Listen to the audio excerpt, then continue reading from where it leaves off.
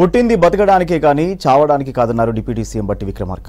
ఖమ్మం జిల్లా చింతకాని మండలం ప్రొద్దుటూరు గ్రామంలో ఇటీవల ఆత్మహత్య చేసుకున్న రైతు బోజెడ్ల ప్రభాకర్ కుటుంబాన్ని బట్టి విక్రమార్క పరామర్శించారు. ప్రభాకర్ కుటుంబ సభ్యులతో మాట్లాడిన డిప్యూటీ సీఎం ప్రగాఢ సానుభూతి తెలియజేశారు. రైతు ఆత్మహత్య చేసుకోవడం దురదృష్టకరమన్నారు. రైతులెవరూ ఆత్మహత్యలు చేసుకోవద్దని సూచించారు. ప్రభాకర్ ఆత్మహత్యకు కారకులైన వారిపై కఠిన చర్యలు తీసుకుంటామన్నారు బట్టి. ప్రభాకర్ భూమికి సంబంధించి శాశ్వతమైన పరిష్కారం చూపుతామని హామీ ఇచ్చారు.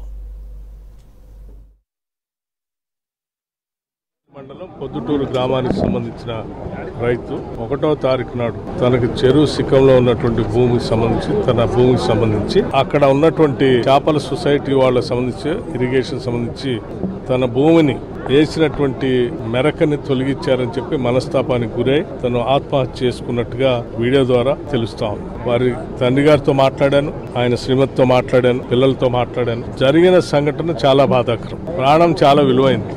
ఎంత పెద్ద సమస్యలున్నా ఎక్కడో దగ్గర పరిష్కార మార్గం చూసుకొని బతకడం కోసం ప్రయత్నం చేయాలి తప్ప ఎవరో ఇటువంటి చర్యలకు పాల్పడవద్దని చెప్పి నేను ముందుగా విజ్ఞప్తి చేస్తున్నాను. అలాగే ఇతను ఆత్మహత్యను పురిగొల్పి దానికి దారితీసిన పరిస్థితులు కల్పించిన వ్యక్తులు ఎవరైనా సరే, ఎంత పెద్దవాళ్ళైనా సరే, నిష్పక్షపాతంగా ఎంక్వైరీ చేసి బాధ్యులైనటువంటి వారిపైన చట్టపరంగా చర్యలు తీసుకునేటట్టుగా పూర్తి స్థాయిలో సంబంధిత పోలీసు అధికారులందరికీ ఆదేశాలు ఇవ్వటం జరిగింది.